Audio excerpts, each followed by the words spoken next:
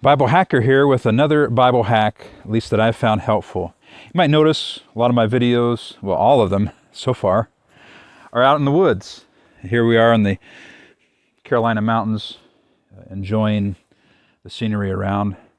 And if you very slowly go around with my camera, kind of see some of the beauty around here. Not a lot with this particular camera, it's not the best. But one of my hacks that I'd like to share with you that I found extremely helpful in my spiritual walk is to get outside in nature and to actually walk. Some have called it prayer walking. I just simply call it a walk in the woods. H.M.S. Richards Sr., he was a great preacher, would often go walking in the woods and talking to God, like I said in my first Bible hack, talking to God as a friend. And so I found it extremely helpful to be outside in nature. And plus, there's so much we can learn in nature. There's so much we can learn. Now, I'm blessed here, at least where I live, to have plenty of land to kind of tromp around.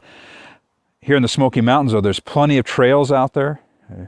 You can get trail maps from National Geographic for pretty much any little trail system, as I recall, at least most trail systems in the United States. And I like to go on day hikes. And just to be walking and enjoying the fresh air, the sunshine, the birds chirping, learning about things along the way. And also you can learn a lot about the Bible through nature. In fact, the Bible is called special revelation, theologians call it. And it's considered the first book, the primary way that God tries to communicate to us through his prophets, through his messengers. But there's a second book, and we often identify it. You can read Romans 1 and 2. Paul makes this case for nature. People can learn from God through nature. Not that we're not into pantheism. The biblical view is that God made everything. Jesus made everything. John 1, Hebrews 1, Colossians 1, Genesis 1. But that God has left his handiwork all throughout nature. He's made us in his image.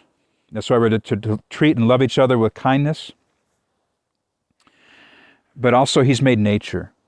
And he's made many things that we can learn in nature. You can read in the book of Job, he says, go and ask this creature. And Solomon had many proverbs relating to nature.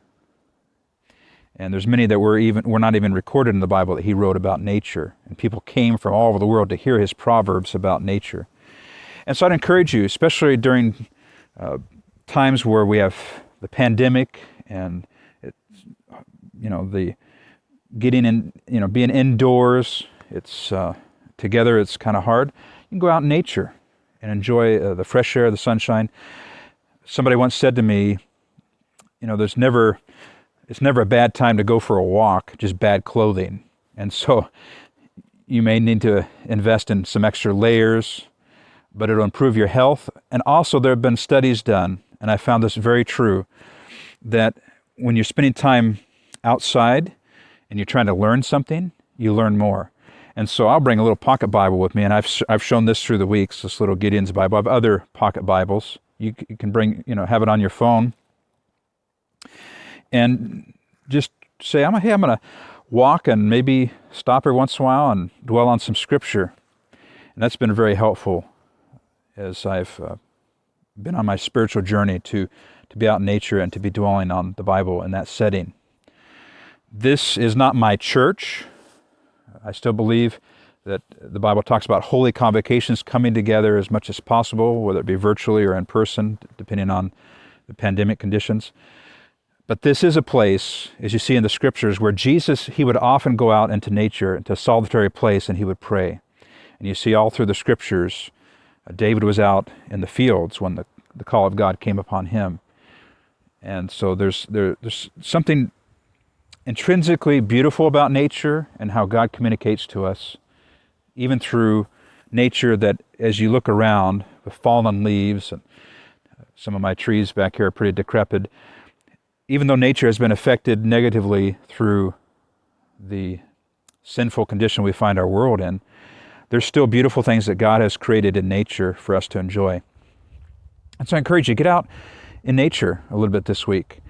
That's my spiritual hack for today. I know it's a simple one, It's not one of those Einstein profound light bulb moments probably, but it's one that's really helped me in my spiritual journey. This is the Bible Hacker again. Blessings on your spiritual walk.